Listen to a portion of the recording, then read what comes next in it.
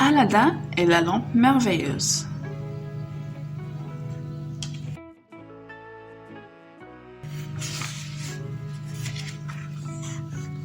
Il était une fois, dans un lointain pays, une veuve qui avait un fils du nom d'Aladin. Un après-midi, alors qu'il jouait avec ses amis, sur la place du village, un mystérieux étranger s'approcha de lui et lui dit « N'es-tu pas Aladin, fils de Mustapha le tailleur ?»« Oui, monsieur, c'est bien moi. Mon garçon, aimerais-tu gagner beaucoup d'argent sans roupies ?»« Oui, monsieur, je ferai n'importe quoi pour ramener autant d'argent à ma mère. Alors écoute, Aladin.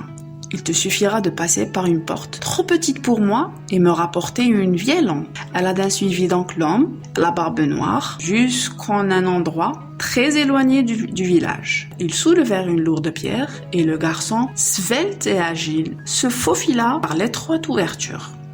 Quelques marches s'enfonçaient dans le sol.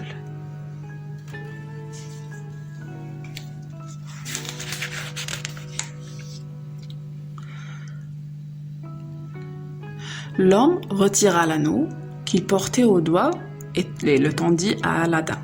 « Mets cet anneau, il te protégera du danger. » Au bas des marches, Aladin découvrit une grande caverne. Elle était remplie de coffres, de jarres en or, de bijoux, de pierres précieuses, de diamants et de perles de nacre.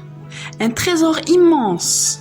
Aladin fut soudain tiré par sa stupeur, par une voix qui criait « La lampe, Aladin, apporte-moi la lampe !»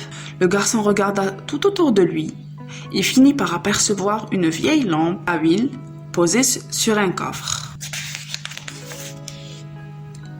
Elle semblait bien terne au milieu de toutes ces richesses. Aladin, inquiet, prit la lampe et remonta lentement vers la surface. « Vas-tu te dépêcher ?» reprit l'homme.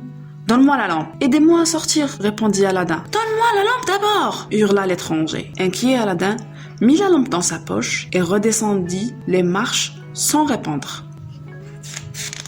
« Eh bien, puisque tu t'y plais tant, restez-y pour l'éternité. » Furieux, l'homme referma l'ouverture de la caverne. Perdu, seul dans le noir, Aladin avait très peur. Soudain, l'anneau qu'il portait au doigt se mit à briller. Une imposante créature apparut avec des yeux comme des flammes. Ils étaient plus grands qu'un géant. Sa voix fit trembler la caverne. « Je suis le génie de l'anneau.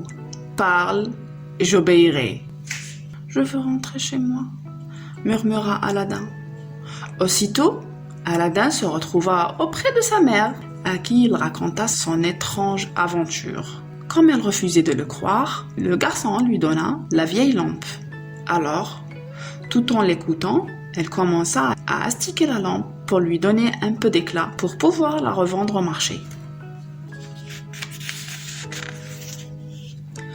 Quand elle fut frottée 3 fois, il sortit de la lampe et au milieu d'une épaisse fumée, un autre génie, encore plus effrayant que celui de l'anneau. « Je suis le génie de la lampe. Parle et j'obéirai. » À partir de ce jour, Aladin et sa mère ne manquèrent plus de rien. Quels que fussent leurs désirs, le génie les exauçait sur le champ. Ils devinrent même les personnes les plus riches et les plus généreuses de la région.